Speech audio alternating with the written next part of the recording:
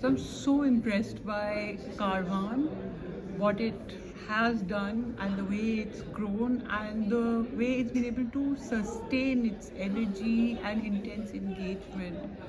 And I think initiatives like Karwan are not just exciting to see because you see the youth taking things in its own hands and developing this interest in academic history, but making it popular and making it accessible.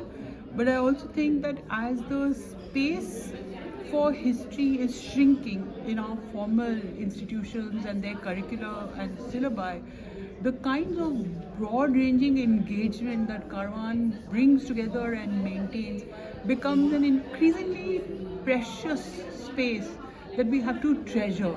And we have to really offer our gratitude to Ishan and to his team for giving us this kind of hope for the future that Karwan holds for all of us.